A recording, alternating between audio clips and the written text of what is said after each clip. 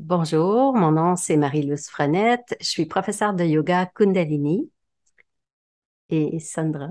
Moi, c'est Sandra Dumont. Je suis auteure, formatrice et conférencière dans le domaine du supramental, donc dans les études de la psyché humaine. Et comme je suis professeure de yoga Kundalini, j'ai souvent des questions sur l'énergie de la Kundalini. Et je me suis dit que Sandra est tellement, elle a tellement de, qu'est-ce que je veux dire? Shit. Et je me suis dit que ce serait une bonne idée de te demander, Sandra, de répondre aux questions que j'ai souvent de mes élèves à propos de l'énergie de la Kundalini, entre autres. Mais en fait, ce serait une bonne idée de commencer par ça. Qu'est-ce que c'est l'énergie de la Kundalini? OK, ben c'est déjà une très bonne question. L'énergie de la Kundalini, c'est vraiment une énergie qui circule normalement dans le corps humain. Euh, Si on veut aller à l'origine, à la base, ben, on pourrait même dire c'est l'énergie qui crée les corps humains. Donc, à partir vraiment de la création. Donc, c'est l'énergie qui crée et le corps physique et les corps subtils chez les gens. Donc, c'est vraiment une énergie de création qui est fondamentale. Euh, on pourrait penser au chi, on pourrait penser le terme prana. C'est des termes qu'on utilise dans certains milieux pour parler d'une énergie qui va justement mener à la création des corps. C'est une énergie qui est souvent qualifiée de féminine. C'est pas une erreur. Moi, j'aime bien l'appeler yin. Il y en a qui, pour parler du féminin, vont parler de lunaire. Bon, il y a toutes sortes de mots qu'on peut utiliser pour dire la même chose. Moi, je préfère le mot yin parce que, bon, c'est moins polarisé, moins défini. Euh, la Kundalini, c'est une énergie yin, une énergie donc qui nous réfère au corps, Ouais. qui réfère à l'âme. L'âme, c'est la mémoire, donc ça réfère au corps. Donc, c'est vraiment tout ce qui nous ramène à l'énergie du réceptacle, avec tout le mémoriel que ça inclut. Puis, si on dit, ben, il y a le yin, le féminin, le lunaire, ben, il y a sûrement une contrepartie, il y a une partie masculine.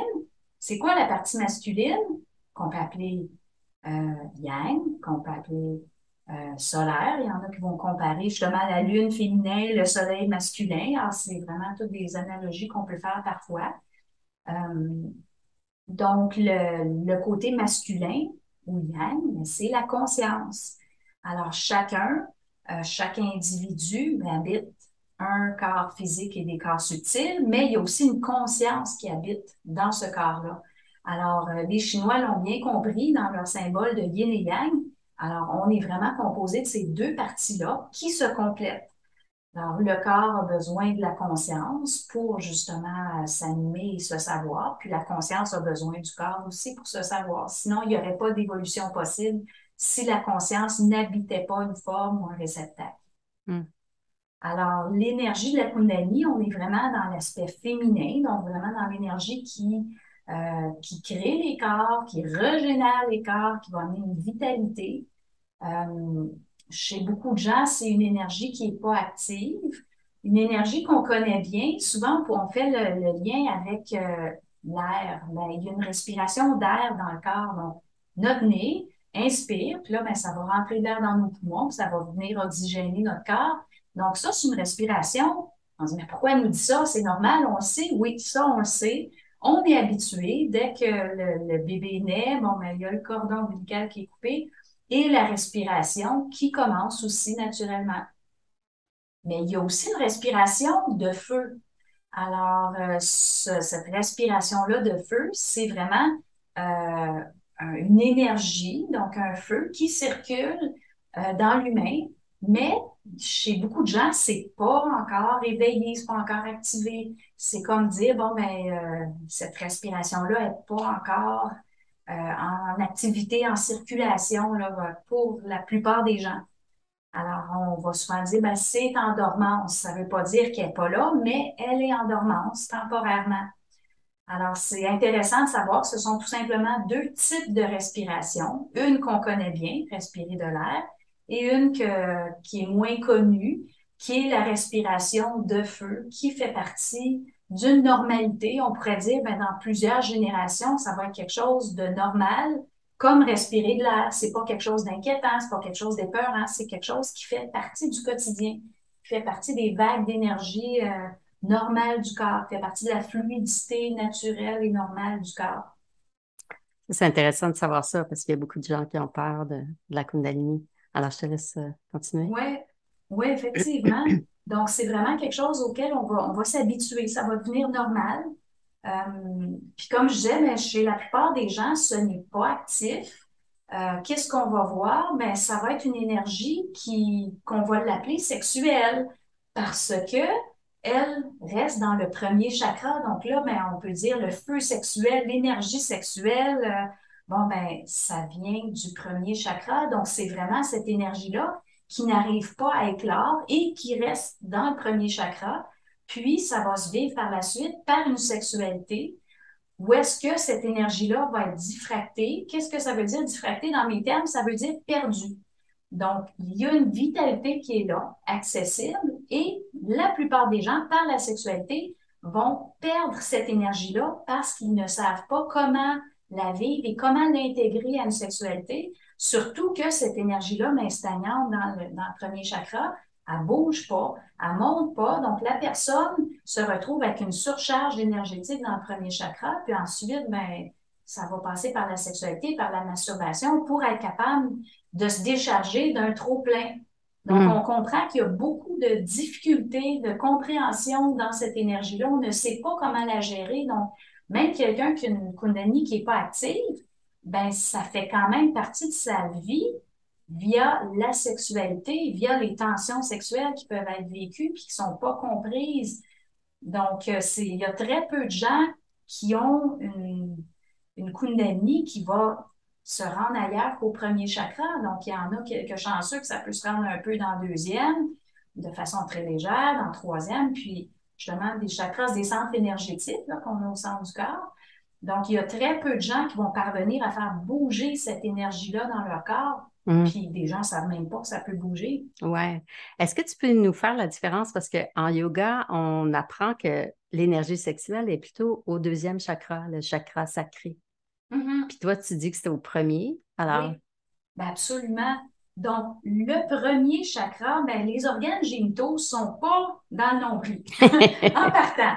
Donc, c'est vraiment, le premier chakra est lié aux organes sexuels. Donc, c'est vraiment le Hmm. feu sexuel. Et dans le premier chakra, c'est vraiment comme un feu. On l'appelle souvent le feu sexuel. Je suis en feu, tu sais, même l'expression, on l'utilise. Mhm. Donc, c'est dire, bon, mais il y a quelque chose qui part vraiment du premier chakra. Pourquoi, quand en yoga, ils disent que c'est le deuxième, le chakra sacré? Ben, en fait, c'est que le deuxième chakra, c'est vraiment comme une batterie. Donc, ça devient l'endroit où est-ce qu'on va accumuler cette énergie-là. C'est notre réservoir. Mhm. Donc, est-ce que c'est faux de dire que c'est lié à l'énergie sexuelle? Ben, moi, je dirais, si on considère que l'énergie de la Kundalini, c'est une énergie sexuelle dans le premier chakra, ben, moi, je changerais le nom rendu au deuxième chakra. Donc, c'est encore la même énergie, Mhm. mais je dirais on est plus dans une énergie plutôt qu'être dans une sexualité. Premier chakra, organes génitaux, c'est la même énergie, mais qui va se retrouver dans le ventre. Deuxième chakra est souvent lié aux reins, nos réserves d'énergie, les reins, les surrénales. Donc, on comprend vraiment l'aspect de la réserve qui se fait à cet endroit-là. Tout le monde naît avec une réserve initiale. On a une batterie. Puis, qu'est-ce qui arrive au courant de la vie? Mais cette batterie-là descend, descend, descend, descend. Puis, l'avantage d'avoir une Kundalini active, ben là, ça va venir nourrir davantage notre batterie. Ça recharge. Ça recharge, donc il va y Hmm. avoir de la régénération qui va pouvoir se faire à partir justement du premier chakra, du feu sexuel, mais qu'on va tranquillement apprendre à appeler Kundalini, ou justement une énergie vitale. On peut lui donner toutes sortes de noms, qu'on appelle chi, prana. Si on fait du tai chi, bon, on va l'appeler le chi. Mhm. Puis on apprend, par exemple en tai chi, que ça reste dans la tantienne, ça c'est leur terme à eux, qui est le chakra sacré. Donc c'est vraiment un lieu sacré. C'est vraiment un lieu, c'est le lieu aussi de la conception de l'enfant, du bébé. Donc c'est pas pour rien que c'est un lieu sacré, on l'appelle le chakra sacré, parce que c'est le réservoir de la Kundalini. Mhm. Super, tu as bien répondu. T'as bien englobé.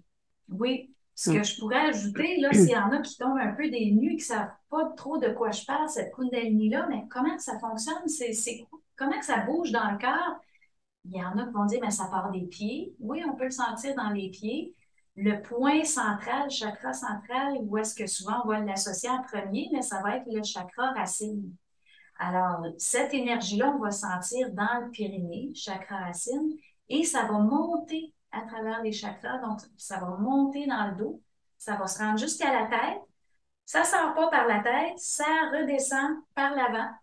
Puis ensuite, le cycle se refait. Donc, on est périnée à la tête et ensuite, de la tête jusqu'au bassin et la circulation continue. Est-ce que tu pourrais nous donner des signes d'une Kundalini éveillée? À quoi ça ressemble? Ben oui, absolument. Ce qu'on voit le plus, je dirais, ou ce qui est plus frappant, ce sont des spasmes, donc des mouvements involontaires du corps. J'aurais envie de faire un lien, comme quand le chat ronronne, des fois, les pattes, ils se mettent à aller tout seul. Donc, ça fait partie d'un mouvement naturel du corps, mais qui est involontaire. Donc, c'est pas décidé. Alors, ça peut être vraiment perçu comme un tremblement. Ça peut être petit, ça peut être plus gros. Euh, Ça peut être aussi une sensation d'énergie qui monte à la tête, vraiment comme quelque chose qui, comme une chaleur presque. Il y en a qui vont parler aussi de picotement dans les mains, dans les pieds. Ça, souvent, c'est un signe précurseur quand ça débute. Les premières fois, c'est quelque chose auquel on porte souvent attention. Puis moi, je dirais avec les années, un peu moins, mais c'est quand même, ça fait partie là, de ce qui peut être perçu. Parfois, on peut avoir la sensation d'un soleil dans la tête. Alors, c'est vraiment quand cette énergie-là de la Kundalini monte puis se rend jusqu'au troisième œil, bon, c'est vraiment comme ça remplissait notre tête. Alors, c'est quand même assez particulier comme sensation. Assez agréable Oui. aussi.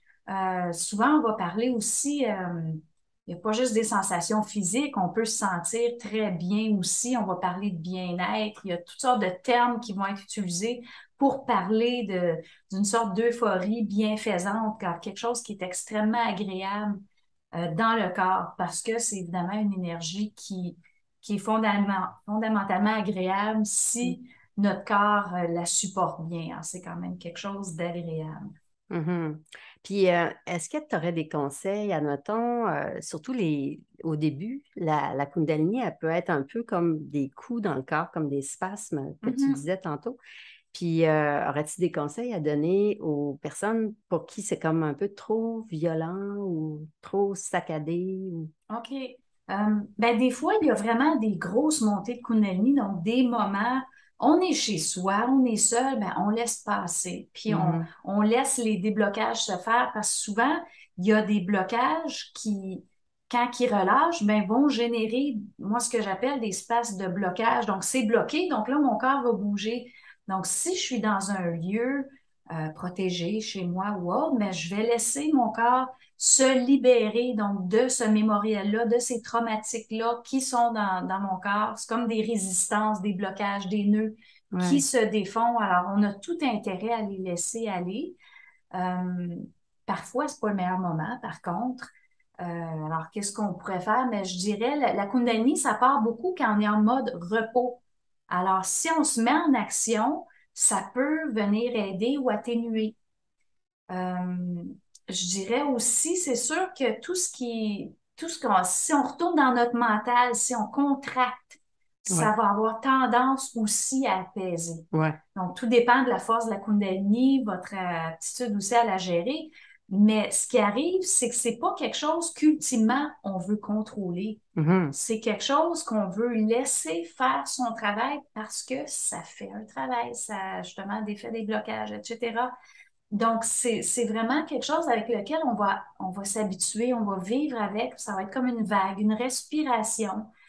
Puis, ceux qui bloquent cette énergie-là, ce qui est important de savoir, c'est que ce que vous avez bloqué, c'est quand même quelque chose qui devait circuler pour défaire un blocage ou pour fluidifier quelque chose. Donc, ça va revenir à tantôt. Il y a une Mhm. accumulation qui va se faire. Donc, si vous ne la vivez pas au fur et à mesure, ben là, ça peut vous générer des moments qui en a beaucoup plus tout d'un coup. Alors, c'est quelque chose qu'on apprend à gérer là, dans le quotidien, à voir comment est-ce que... Moi, je la laisse presque tout le temps aller quand elle veut. Puis, parce que c'est un peu comme une émotion, tu sais, c'est pas l'ego qui décide ou l'individu qui décide quand ça va arriver. Mhm. On décide pas, ben dans 10 minutes, je vais être en colère, dans 10 minutes, je vais être triste. Ben non, ben c'est pareil pour la Kundalini. Ouais. Donc, c'est une énergie qui est là, qui traverse.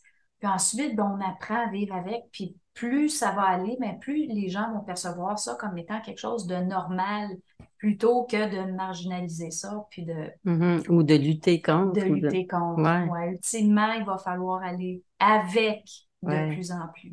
ouais. Totalement. OK.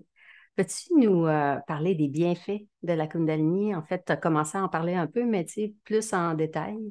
Oui, euh, ben en fait, ça vient toucher à toutes sortes de domaines de notre vie. Par exemple, ben, la santé. Mhm. Comme je disais plus tôt, justement, ça vient libérer des blocages, ça vient libérer du stress, ça vient libérer des traumatismes. Donc, c'est quand même intéressant de dire, bon, mais le corps va aller chercher une plus grande fluidité, l'énergie va circuler mieux. Alors, justement, les fameux spaces, ben, vont permettre ces libérations-là. Je me rappelle à une époque, à tous les soirs, je me couchais, puis j'en avais pour 5 minutes à trembler sur mon lit. Tous les soirs, c'était tout le stress de ma journée qui évacuait. Puis Aussi. ensuite, ben, on dit, ah, ben, OK, alors, je t'inquiète, je pensais que j'avais des problèmes de santé, mais c'est vraiment, ben non, t'as pas des problèmes, ton corps, il est en train de se régénérer, c'est justement ça. Alors, c'est vraiment intéressant là, en termes de libération. Mm. On avait vu aussi un peu plus tôt, ça peut amener plus d'énergie, ça va venir travailler les différents centres, les centres énergétiques, qu'on peut appeler aussi les chakras. Euh, Puis on pourrait dire, si on veut penser à d'autres bienfaits, ben, le domaine de la sexualité va changer beaucoup. Donc, on va être moins dans deux corps qui se rencontrent, mais plutôt dans des corps où est-ce qu'on pourrait dire, mais il y a le corps physique, il y a les corps subtils, donc où est-ce que toute une multidimensionnalité va être engagée. On pourrait dire que la sexualité va devenir plus complète en elle-même, Ouais. plus satisfaisante. Puis les circuits énergétiques des partenaires vont commencer à fusionner ensemble. Donc ça, on peut aller loin, loin, loin jusqu'où on peut en parler. Mais c'est quand même important de dire que oui, la sexualité va changer complètement. Donc, ce qu'on a vécu dans le passé, ben, une fois que la Kundalini s'active, ça ne peut plus être vécu de la même façon. On ne veut plus revenir en arrière. Ça, Mhm. c'est clair, clair, clair. Ouais. Donc, il y a la sexualité qui change beaucoup, qui devient beaucoup plus intéressante. Puis, on pourrait ajouter à ça, ben, les perceptions extrasensorielles. Alors, de quoi on peut parler? Ben, d'un ressenti qui devient de plus en plus grand parce qu'on va Mhm. développer toutes sortes de circuits énergétiques supplémentaires avec soi, avec l'autre. Qu'est-ce qu'on peut aussi voir arriver? Ben, on peut parler du chakra de la gorge, il peut se passer quelque chose au niveau de la gorge. On peut penser aussi au troisième œil. Donc, il y en a qui vont se mettre à voir dans l'invisible. On peut se mettre à percevoir des choses. Alors, on peut parler de clairvoyance, de clairaudience. On peut parler de possibilités télépathiques qui vont s'accroître avec le temps. Puis évidemment, c'est pas parce qu'on a une Kundalini qu'on va avoir tout ça. Mais dans le temps, c'est précurseur à. Donc, en fonction de la quantité d'énergie qui circule en vous, parce que la Kundalini, ben, il peut avoir différentes forces de feu, il peut avoir différentes, ça peut être des grosses vagues, ça peut être des petites vagues. Le corps apprend aussi à s'habituer à cette énergie-là. Donc, c'est tout un processus d'adaptation quand même. Mais où est-ce qu'on peut constater qu'il y a beaucoup de bienfaits à Mhm. court terme et à long terme. Je dis court terme, même si au début, ça peut être un peu déconcertant. Comment je gère ça? Comment on fait? Parce que c'est, oui, une adaptation. Mais les bienfaits sont très, très, très intéressants. Mhm. Justement, je trouve dans ces trois aspects-là, santé, sexualité et perception extrasensorielle, il y a beaucoup à gagner. Puis, est-ce que ça veut dire, si une personne a une Kundalini active, est-ce que ça veut dire qu'elle est plus évoluée ou c'est quoi La mesure la avec mesure? ça, Ouais, euh, c'est une bonne question. Moi, je suis pas trop dans. Moi, je suis plus évoluée que toi parce que j'ai une Kundalini active, puis c'est toi, tu es moins ça. évolué. Pour moi, là, tout ça, c'est de la foutaise. Ouais. Ce qui est important de comprendre, c'est qu'il y a l'évolution du corps et des corps. Des corps, là, j'inclus les corps subtils. Il y a aussi l'évolution de la conscience. Mm. Donc, c'est vraiment un équilibre entre les deux qu'il faut réussir à faire tranquillement. Des fois, je donne l'exemple, c'est comme, disons que ma conscience, une conscience d'un enfant de 5 ans, ben, ça va être compliqué dans un véhicule qui serait une Lamborghini, parce que là, c'est beaucoup trop complexe pour mes capacités. Mhm. Puis en même temps, ben, l'inverse, c'est un peu aussi le cas. Donc, quelqu'un pourrait dire, bon, ben, on met un adulte sur un tricycle, par exemple. Donc là, ben, la conscience va être grande, va être élargie, mais là, le tricycle il est un peu à l'étroit, puis il me semble que on pourrait aussi faire l'exemple, ben, quelqu'un qui va à l'école, ben, il y en a qui vont à l'université, il y en a qui y vont pas. Est-ce qu'une personne qui est meilleure que l'autre parce qu'elle est allée à l'université? Ben non, pas du tout. Tu sais, ou bien, bon, ben moi, je suis un adulte, je vais à l'université, mon enfant, ben lui, il est juste en première année, alors il est moins bon que moi. Ben non, chacun son temps. Non, c'est vraiment pour Mhm. moi une question de temps. Chaque chose a son temps. Il y a des gens qui font beaucoup de travail de conscience et la Kundalini vient des années après. Donc, le corps, il est un petit peu en retard sur la conscience. Mais est-ce que c'est réellement un retard? Ben, oui puis non. C'est juste que le corps, il n'est pas dans le même rythme que la conscience. Puis, il y en a qu'à l'inverse, ben, des gens que la Kundalini débute, commence, puis la personne est encore dans une conscience dite astrale, est encore dans une conscience où est-ce que l'individu va se réincarner. Ça fait partie des choses que j'enseigne. Donc, parce que une Mhm. grosse partie de mon travail, c'est de parler de l'évolution de l'être humain et dans la conscience et dans ses corps pour qu'on réussisse à aller chercher un équilibre, qu'il n'y ait pas de décalage. Parce que si on va loin en conscience, ben, il faut que le corps puisse suivre. Ouais. Donc, c'est un peu ça le principe, donc de vraiment essayer de trouver un équilibre dans l'ensemble de qui on est, puis on revient au fameux concept yin-yang, donc de trouver l'équilibre entre le yin et le yang, donc la conscience et le corps. Là, vous voyez, j'utilise yin-yang dans des contextes différents. Oui, tout est yin ou yang par rapport à autre chose. Donc si je dis, bon, mais la conscience, c'est le yang du corps qui est le yin, ben OK, c'est normal qu'il y ait un équilibre qui se fasse dans le temps. Mhm. Puis, tu sais, en Inde, eux autres, ils pensent que quand ta Kundalini monte, c'est que tu es un être réalisé. Tu sais, tu as atteint le summum de ce que tu peux vivre sur Terre, là. OK. Mais c'est quand même intéressant d'en parler. L'intervention est bonne. Qu'est-ce qui arrive? Ben justement, il y a cette montée-là d'énergie, le soleil dans la tête, l'euphorie, le bien-être. Puis là, tout d'un coup, ben, on se croit à côté de Dieu ou peu importe qui qu'on croit qui est au-dessus de notre tête, tu sais. Ouais. Puis c'est dire, bon, ben moi, étant donné que j'ai ça en moi, ben je suis un Dieu, je suis divin, je suis ci, je suis ça.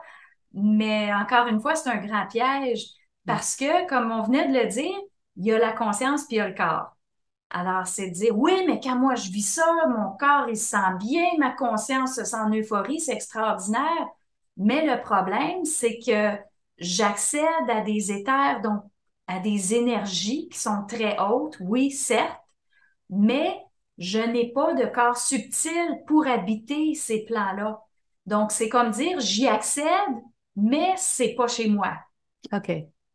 Alors, qu'est-ce qu'on va travailler dans justement l'évolution de la conscience? C'est de dire, OK, oui, la Kundalini, c'est intéressant, ça peut amener des bienfaits, ça peut amener des très belles et grandes sensations, mais ces sensations-là ne m'indiquent pas que j'habite ces plans-là. Donc, c'est comme les gens pensent que parce qu'ils y accèdent, qu'ils habitent.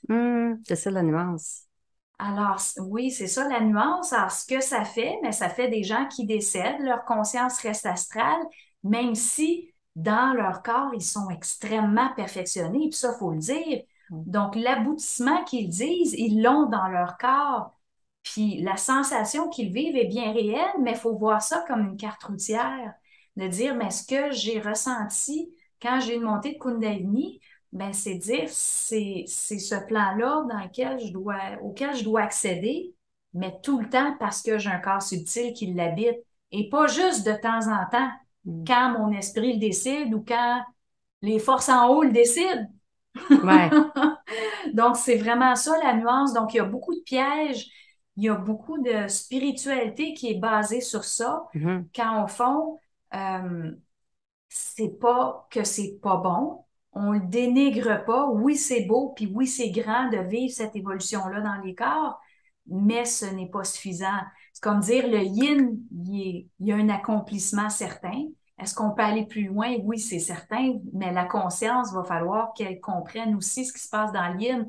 Donc, c'est toujours un jeu entre les deux, entre le yin et le yang, pour aller extraire encore plus d'informations, puis de réaliser que le sommet de la conscience, il est très au-delà de la Kundalini. Mhm. C'est juste un élément, mais pour quelqu'un qui dit, ben moi, je veux plus me réincarner, moi, vraiment, je sens que l'immortalité de la conscience existe, mais c'est pas la Kundalini qui va vous la donner. La Kundalini, tout ce qu'elle vient dire, c'est que votre véhicule peut supporter une grande énergie. Donc, peut supporter une grande conscience de plus en plus. Donc, c'est vraiment ça la nuance qui est extrêmement importante à comprendre. Super. Est-ce que tu peux nous parler de qu'est-ce qui prédispose l'éveil de la Kundalini? Oui. Ben, en fait, qu'est-ce qui prédispose? Ben, je dirais qu'il faut être prêt. C'est une réponse bête, là, mais Ouais. le corps, il s'éveille à cette énergie-là quand il est prêt. Puis je dis le corps physique, je suis obligée d'inclure les corps subtils. Donc, c'est vraiment, moi, je préconise pas à forcer ça, mais plutôt, disons, de l'encourager au besoin. Il y a des choses qu'on peut faire pour l'aider, Mais mais sans forcer. parce que sinon, est-ce que ça peut être dangereux si on Oui. force? Oui, Ouais. ben, il y a des dangers. C'est sûr qu'il y a plus d'inquiétude que de dangers. Je dirais en général, là, les gens peuvent être inquiets parce qu'on a peut-être entendu parler d'une histoire Ouais. ou c'est quelque chose qui est inconnu, puis ça nous inquiète. Donc, je dirais qu'il y a plus d'inquiétude que de danger, mais ça arrive à l'occasion. Des cas qui sont un peu plus malheureux. Moi, je les appelle les Kundalini fulgurantes. Donc, ça peut être quelqu'un qui a une grosse montée de Kundalini, puis ça vient brûler leur système intérieur. Donc, on pourrait parler du système nerveux, des circuits électriques, parce qu'on est de l'électricité, on est de Ouais. l'énergie. Alors, ces circuits-là peuvent brûler. Il y en a qui se retrouvent à l'hôpital sur la morphine, là. C'est vraiment pas des blagues. C'est très rare, mais je le mentionne parce que oui, ça arrive. Ce qu'on voit un peu plus souvent, ça va être des effets de ce qu'on appelle la psychose. Alors, comment on pourrait définir ça de manière assez simple? Ben, on pourrait dire, mais la Kundalini peut se mettre à ouvrir la clairaudience, la clairvoyance. Ça ouvre les sens. La personne peut se mettre à voir dans les visibles, entendre. Euh, Hmm. puis là, mais la personne va paniquer. Mhm. Elle se met à voir des entités. Parce que tout arrive en même temps, là, Ben quand c'est voilà. fulgurant. Ouais. Ouais, donc la personne peut se mettre à voir des entités, peut se mettre à voir des démons, et la personne peut vraiment avoir très peur et paniquer. Puis souvent, ben, c'est ce qu'on appelle une psychose. Puis ça peut s'accompagner de certaines déchirures de corps subtils. Donc, c'est pas banal. On entend parfois des cas qui deviennent schizophrènes, donc de la schizophrénie qui Mm. arrive soudainement suite à une montée de Kundalini fulgurante parce que la personne ne pouvait pas supporter la charge, ça déchire un corps subtil, puis ensuite, il y a des interférences qui commencent à rentrer. Donc, c'est pas banal quand même. Je trouve que c'est important de le mentionner parce que ça arrive parfois. Est-ce qu'il faut s'inquiéter? Ben moi, je dirais non, pas tant, tu sais. C'est rare que ça arrive. Donc, si on s'y prépare lentement, ben pourquoi pas? Moi, je n'y étais pas préparée. Pendant des années, je ne savais pas ce que je vivais. Puis un jour, ben, j'ai compris ce qui se passait, j'ai pu mettre des mots dessus, l'identifier. Mais chez beaucoup de gens, ça va tranquillement apparaître, puis on fait ah ben OK, c'est juste ça, c'est pas si pire, tu sais. Mm. C'est vraiment comme une belle vague douce. Il y en a bon que qui peuvent avoir plus de space, que ça va être plus fort en fonction des blocages, mais en général, ça se passe vraiment bien. Tu sais, alors moi, je veux pas vous faire peur parce que je dirais 99% des cas, ça se passe bien. Est-ce que j'ai assisté à des cas qui se passaient moins bien? Ben, pour moi, non. Quelqu'un d'extérieur à moi pourrait dire, ouais, mais d'un coup, les se passe, puis là, la personne qui se met à grelotter, puis Ouais. il peut avoir des chocs, comme quelqu'un pourrait avoir un choc lorsqu'il y aura un accident de voiture. Donc, il peut vraiment avoir des sortes de chocs physiques. où est-ce que le corps va se mettre à trembler, mais vraiment avec la sensation du choc, les dents qui se mettent à claquer, les personnes peuvent se mettre à crier, à pleurer. Donc, on peut quand même se rendre dans des états comme ça. J'en ai vu plusieurs fois. Moi, ça m'inquiète pas du tout. Mhm. J'accompagne la personne, puis je sais comment faire, puis vraiment, c'est pas dangereux. Non, c'est juste impressionnant Ça extérieurement. peut être Ouais. impressionnant. Puis, est-ce que les gens qui vivent ça le vivent plusieurs fois? Mais ça peut arriver plusieurs fois que ça soit assez fort. Mais tranquillement, le corps s'adapte, les circuits se libèrent des blocages, puis de plus en plus, mais ça devient très doux puis très agréable. Donc, c'est normal que ça puisse prendre même quelques années avant d'aller Mm. chercher une Kundalini qui est très belle, très douce, qui se fond à notre respiration d'air, tu sais, qui devient comme très naturelle. Donc, c'est normal que ça puisse prendre un certain temps. Mm. OK. Puis, mais une fois qu'elle est active, la Kundalini, qu'est-ce qui la déclenche? Comment ça se fait que ça déclenche tout d'un coup? Qu'est-ce qui déclenche tout d'un coup? Bonne question. Ben, ça va souvent être le mode repos qui va déclencher. Puis quand j'ai le mode repos, vraiment une détente profonde, pas juste j'arrête, je fais plus rien, mais vraiment un moment où est-ce qu'on va tout relâcher, nos organes, notre Ouais. corps, on se laisse aller, on s'abandonne complètement. Puis surtout si on a été très actif juste avant, il y a un beau contraste, puis ça peut générer une montée de Kundalini. Qu'est-ce qui peut aider aussi? Ben, je dirais tous les sons des battements, des sons répétitifs, des sons continus, des battements de tambour. Donc ça peut déclencher des montées de Kundalini aussi. Puis je pourrais pas oublier, mais la sexualité, où est-ce qu'on peut être dans une période d'activité, puis tout d'un coup, ben, la Kundalini veut s'imposer dans la relation et va demander à prendre sa place aussi.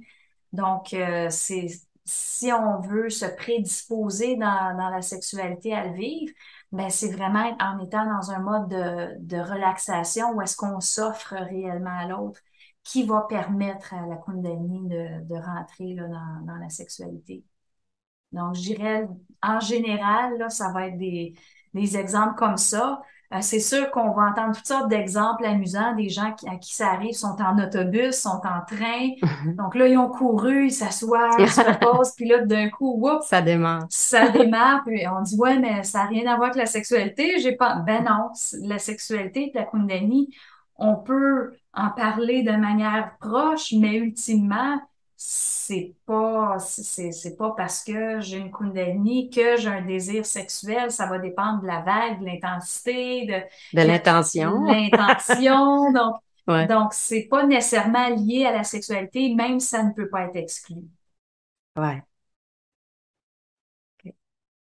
Est-ce qu'il y a des pièges par rapport à la Kundalini, la façon dont c'est enseigné? Est-ce que tu penses que... Et là, mais oui, Ouais. c'est plein de fausses croyances, euh, plein d'interprétations mensongères. C'est comme s'il y a plein de gens qui en parlent, qui connaissent pas ça, qui le vivent pas, puis on nous rapporte juste ce que les autres nous ont dit, mais finalement, on n'en sait rien. Mhm. Euh, c'est quand même quelque chose. Si moi, je vais sur Internet, puis je lis, je fais, oh là là, mais il y a des choses qui fonctionnent, mais je dirais que la plupart des informations qu'on trouve ne correspondent pas à un vécu réel. C'est vrai. Donc, Ouais. c'est pas simple s'y retrouver, justement, parce qu'il y a beaucoup de désinformation. Comme quoi, par exemple, ben déjà, moi, quand on parle que la Kundalini, c'est comme un serpent qui nous monte dans le dos, ben moi, ça va pas du tout. C'est une énergie. Puis de mettre le terme serpent, moi, je le ressens pas comme un serpent. Ouais. Puis occultement, mais dès qu'on parle de serpent, c'est clair qu'il y a une interférence occulte. Pour moi, c'est pas souhaitable du tout de parler de serpent. On embarque dans des trucs qu'on pourrait appeler sataniques et autres qui ont infiltré certains savoirs. Donc, pour moi, ça va pas du tout parler de serpent. D'autres croyances ou mensonges, ben, ah, mais il faut méditer pour avoir une Kundalini qui s'active. Ben non, pas du tout. Il y en a qui vont méditer pour que ça s'active, mais c'est le moment de repos. C'est pas la méditation nécessairement. On pourrait dire, ben, dans la méditation, les corps se préparent, il peut y avoir, oui, quelque chose qui se passe, mais ce n'est pas nécessaire. Il y a beaucoup de Kundalini qui s'activent de façon complètement spontanée. Des gens qui sont pas dans la spiritualité du tout, parce que ça aussi, c'est une croyance, ben, il faut être dans la spiritualité pour que la Kundalini s'active? Non, pas du tout. Mhm. Donc, on peut être en train de couper du pain, puis après, on s'en va se reposer, on s'assoit sur le canapé, puis là, tout d'un coup, ben, ça vient Ouais. de partir, tu sais. Puis les gens peuvent être surpris, puis dire, mais qu'est-ce que c'est? J'ai jamais médité, j'ai jamais... c'est quoi Mhm. qui se passe? Est-ce qu'il faut que j'aille chez le médecin? Ouais. Puis probablement qu'il y en a qui vont chez le médecin et qui consultent pour ça, mais les médecins, moi, j'en connais pas beaucoup qui connaissent la Kundalini. Donc, Mhm. en partant, on peut pas être tellement aidé par un médecin. Dire, mais je sens quelque chose qui monte, j'ai des spasmes, il y a comme une sensation de bien-être. Ben, normalement, le médecin va dire, ben, retourne chez vous. Donc, justement, il y a beaucoup de fausses croyances de dire, ben justement, il faut être spirituel, il faut méditer. Puis l'histoire du serpent, c'est tannant aussi. Puis le fameux classique que ça monte, puis il faut que ça sorte par le dessus de la tête. Alors ça, c'est toute de la foutaise, encore une fois. Mhm. C'est comme si je vous disais, ben on a un réseau de veines, on a des artères, puis tout d'un coup, il y a un trou, là, puis il faut que ça se mette à sortir. Tu sais, oh oui, il faut que ça sorte. Ben oui, mais c'est votre énergie, c'est votre vitalité. Ben non, on Faut veut pas pas que que ça ça sorte. sorte, tu sais. Ben oui. C'est un circuit qui doit être interne, qui se complète en lui-même, Ouais. comme justement, je disais, les veines, les artères. Donc, oui, il y a des changements de phase, il y a des changements, il y a des choses qui se passent dans ce cycle-là, mais non, on ne veut pas justement perdre cette énergie-là. Dans le taoïsme, ils en parlent aussi de cette Kundalini-là. Je trouve qu'elle est mieux comprise dans le taoïsme. Eux autres, ils mettent vraiment en avant-plan le fait que faut pas la perdre. Tu sais, il y a des façons qu'on va apprendre à la garder, à la maintenir. Dans mon langage à moi, je dirais pour ne pas la diffracter. Les taoïstes ont toutefois pas compris comment pas la diffracter, à part toutes sortes de formes d'abstinence, une forme de rupture de plaisir dans la sexualité. Donc, j'embarquerai pas dans ça, mais donc justement, selon moi, ce n'est pas la privation ou certaines pratiques qu'ils font qui est la solution. Alors, puis entre autres, c'est pour ça que j'enseigne beaucoup. Je Ouais. donne des formations, des séminaires. J'en ai un qui est sur l'amour, la sexualité et la Kundalini. Donc, on va aller expliquer tout ça, comment que ça fonctionne, la relation amoureuse, la relation de couple. Puis si je suis seule, ben oui, ça s'applique aussi, la Kundalini. On n'a pas besoin d'être en couple pour vivre ça. Mhm. On peut la vivre seule, on peut la vivre en couple. Après ça, ben, comment qu'on vit ça avec un ou une partenaire dont la Kundalini est active ou pas? Donc, il y a plein de questions. J'en parle pendant 2 jours. Donc, c'est quand même un gros sujet qui mérite qu'on en parle parce que justement, ce qu'on trouve sur Internet, je considère que c'est vide Mhm. et ça n'aide pas dans le pratico-pratique de comment pouvoir gérer cette énergie-là au quotidien, comment ensuite bien vivre avec, comment l'incorporer dans notre vie là, pour que ça devienne quelque chose d'agréable, de fluide, qui va venir nous vitaliser, qui va venir nous être un plus dans notre vie plutôt qu'une inquiétude, tu sais. Donc, puis Internet, ben justement, non, ça nous aide pas. Donc oui, il y a beaucoup de pièges, beaucoup de croyances dans ce qui est enseigné, dans ce qui est dit. Ouais. Puis par rapport au yoga Kundalini, est-ce que tu crois que c'est bon de, ben pas que tu crois, mais vois-tu ça comme une pratique qui peut soutenir? Ben, c'est certain que ça peut être intéressant pour ceux à qui ça intéresse. Est-ce obligatoire? Non, c'est sûr que non. Mais quelqu'un qui dit, ben moi, j'aimerais ça commencer à préparer mon corps physique, mes corps subtils, pour travailler certaines choses, pour que quand que ça va être prêt à monter, ben je vais déjà avoir un peu de notion, je vais savoir comment le vivre, comment la faire circuler. Mhm. Donc, c'est sûr qu'il y a un intérêt. Encore une fois, ben, je dirais, faut que le professeur ait une Kundalini active en partant, puis qu'il n'y ait pas trop de croyances, parce qu'il y a toutes sortes de notions qui n'aideront pas les personnes si on Ouais. leur crée des blocages dans leur corps, parce que des croyances, c'est des blocages. Donc, on veut débloquer, mais on crée d'autres blocages par des croyances, ben ça marche pas. Mhm. Mais toi qui es professeur de yoga Kundalini, je suis sûre que tu pourrais aller encore plus loin que moi dans l'explication. Ben, moi, je trouve surtout aussi que ça relaxe le système nerveux. Donc, c'est comme si on prépare le terrain, justement. Puis, il y a différentes respirations, différentes postures, puis ça fortifie aussi le corps physique. Donc, le contenant devient approprié pour recevoir toute cette énergie-là. Alors, pour moi, oui, je voulais avoir ton point de vue, là, Oui. mais ouais, pour moi, c'est bienfaisant. Puis dans ton expérience, est-ce que tu aurais des choses à ajouter par rapport à ça? Euh, Vite fait comme ça, je ne sais pas trop quoi te dire, là. Parce que je sais qu'avant, tu avais commencé à l'enseigner, puis c'était pas actif. Oui, Puis là, elle est devenue active, donc de voir. ouais, ben ça fait toute une différence parce que dans le rythme, le ressenti aussi, j'ai beaucoup plus de ressenti qu'avant. Puis je suis capable d'en parler d'une façon sentie et non pas d'une façon intellectuelle comme la plupart des professeurs. Puis avant, ben j'avais pas le choix, là, je le faisais comme je l'avais appris. Je parlais de la Kundalini de façon théorique. Mhm. Ouais. Puis depuis que ta Kundalini est active, est-ce que tu vois une différence chez tes étudiants? Oui, ben oui, il y en a qui ont comme réanimé leur Kundalini, puis on est capable d'en parler aussi. Tu sais, les élèves me demandent des conseils. Qu'est-ce que je fais avec ça? Est-ce que c'est trop fort? Est-ce que c'est Mhm. normal? Donc, je les accompagne aussi là-dedans. Ça crée, c'est comme un terrain propice aussi pour pouvoir en parler, pour démystifier aussi les choses Mhm. par rapport à ça. Donc, dans ta façon d'enseigner, j'imagine ça a dû changer d'avoir une façon théorique, puis Ouais, ensuite, ben, quelque chose qui est plus ressenti. ouais, tellement, ouais. Puis, est-ce que tu as plus d'étudiants, disons, maintenant que la Kundalini s'active qu'avant? Qu'avant, ben oui, Tu as avant, vraiment une ben oui, parce différence? qu'avant, ça ne s'activait pas. Vraiment. Tu sais, on faisait du Oui. yoga Kundalini, puis on en parlait comme quelque chose qui, peut-être que ça va arriver un jour, mais c'était comme une utopie, là. C'était pas vécu. Oui, Ouais, ouais, je peux comprendre parce qu'au fond, moi, je peux me projeter, disons, je suis un professeur, je l'enseigne, mais si je vois que ça fonctionne sur moi présentement, mais ça a plus de chances de fonctionner sur les gens que si j'enseigne quelque chose puis je le vis pas. ouais, c'est ça. Ouais, tout Ouais. à fait. Donc, je comprends qu'il y a un avantage quand même pour le professeur Ouais, d'en parler de façon naturelle. d'avoir l'expérience aussi Ouais, puis de pouvoir le vivre en même temps que les étudiants. qu'on le fait, ouais, Comme ça, on peut vraiment ressentir, on se ressent le groupe, puis on est capable de s'accompagner plutôt que d'être régi par un cadre qui est trop mental. exact. Parce que c'est sûr que la Kundalini, ça n'a rien à voir avec le mental, c'est vraiment une fluidité, un laisser-aller. Donc, dès qu'on est dans le mental, dans la théorie, mais ça, Mm. déjà, c'est un frein. Ouais, ça bloque. Ouais, Ouais, ça fait du sens, hein? ouais.